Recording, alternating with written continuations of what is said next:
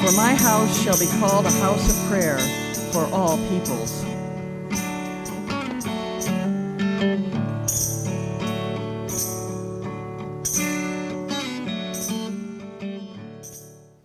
During the pandemic, our technology team has worked tirelessly to keep us connected, help us engage in corporate worship, and continually improve the quality of our online services.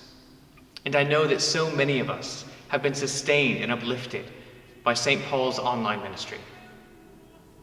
We now often have double the amount of people watching and participating in our services than the average Sunday attendance before the pandemic. A few new members have joined, with the online service being their first point of contact with the parish.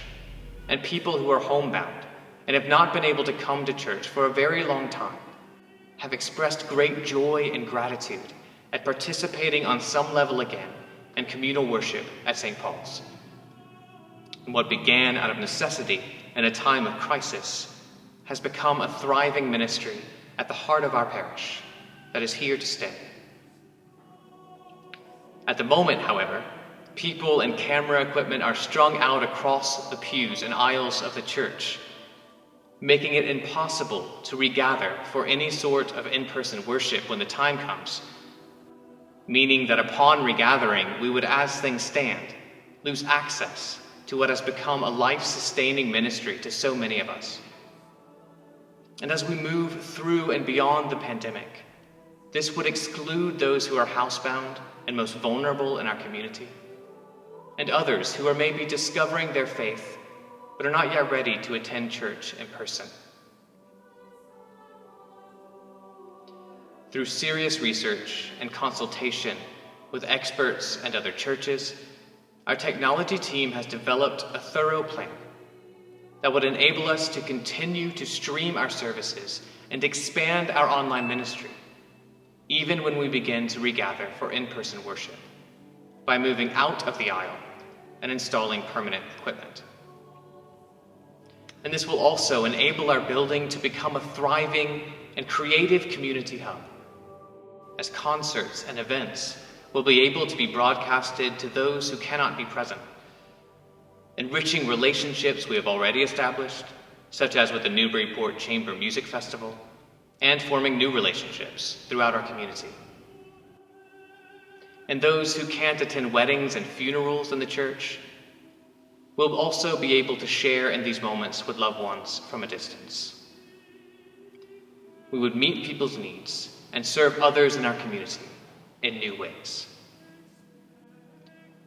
Accomplishing this goal in a building such as ours is not easy, and we need to raise $18,500 for this project. If the number of people who typically engage with our online worship just gave about $100, we would meet our goal entirely. Similarly, if just 19 people gave $1,000, or 37 people gave $500. I've learned already that St. Paul's is a generous community, a community that understands that to follow Jesus is to share in God's radical generosity, joyfully giving of our time, our gifts, and our resources for the building of Christ's kingdom and for the good of the world. Your continued faithfulness in giving of your offerings, even in this trying time, demonstrates this. And if you're not currently in a place to give to a new project above your regular pledge giving, that's okay.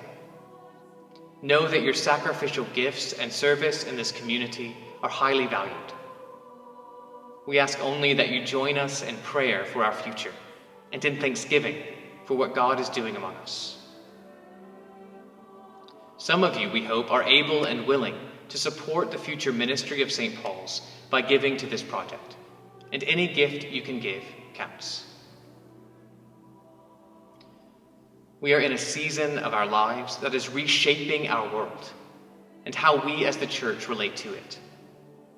Moving forward into our new normal, in which we will continue to engage our world through multiple means, this project will bring life to our building and parish in collaborative and creative ways, build relationships, and re-envision what it looks like for St. Paul's to carry out its mission, to live and proclaim the love of Christ in a changing and complex world.